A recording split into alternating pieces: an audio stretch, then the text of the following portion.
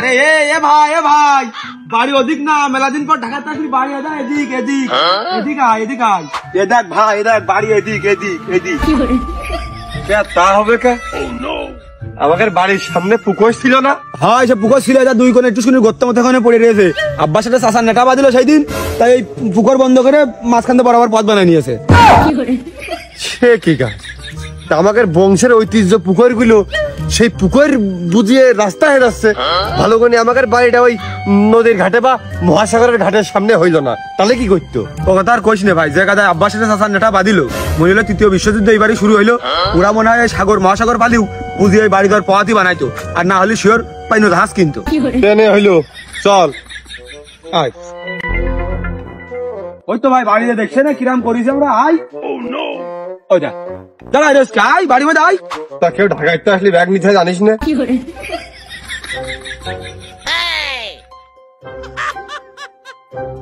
সবকিছুই নতুন নতুন লাগতেছে। ভাই তুই কি একাই আইছিস? কেউ আসেনি সাথে? না, ওই রহমত, সাদ্দাম, খালেক ওরা এখনো ছুটি পায়নি তো। ওরা ছুটি দিবার বাড়ি আসতে চাইছে, দেখা হবেন সবার সাথেই। উগাদ দিয়ে আমি কি করবো? ওরা তো আসবে ঈদের ছুটিতে, ওরা আসলে না আসবে সেটা বড় কথা না। বড় কথা তো ভাই আমাদের বাড়ি তুই একাই আইছিস। কে আমাদের বাড়ি? আর কেউ কি ঢাকায় চাকরি বাকরি করে? আমি তো তা জানি না, আমি তো একাই।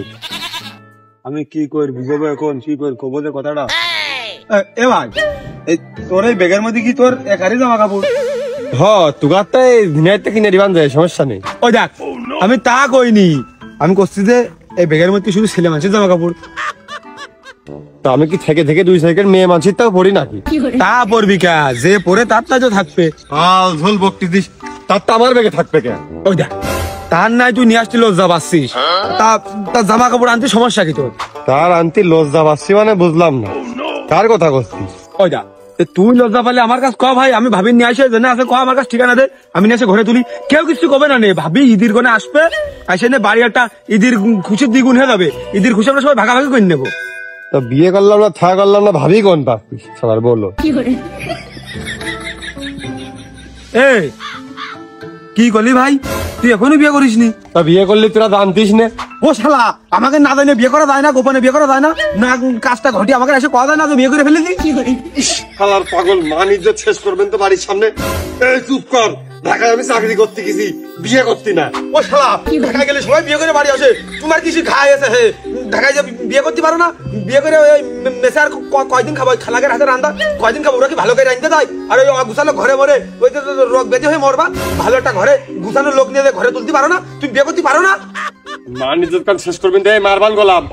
বিয়ে নিয়ে করতে হলে আব্বার কাজ করবানে, বাড়ি আয়। কেন আব্বার কাজ করতে হবে কেন?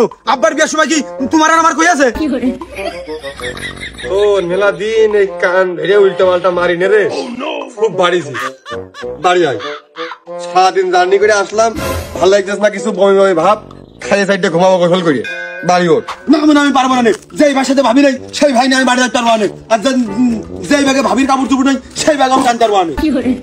কত বড় নির্লজ্জ বেহায়া বেলো যেতে চিন্তা করো। ঢাকায় গেছি আমি চাকরি করতে, আমি চাকরি করি ওষুধ কোম্পানিতে, আমি গার্মেন্টসে চাকরি করি। চার পেশা মেয়ে ছেলে কিলিবিলি করবে, গার্মেন্টসে যদি চাকরি করতাম তোর ভাবি একবারে সাইকেল আসতো। বিয়াদব কোথাকার। ভাই দাঁড়া তোর বাড়ি আসা হয়নি, তুই আবার যা, যাইয়ে তুই একটা ভাবি খাতে করে নিয়ে আয়, তারপর আবার খেতে যা, আমি দরকার আবার রাস্তায় দাঁড়াচ্ছি। যা কষ্ট রে বুকে কষ্ট, কষ্ট রে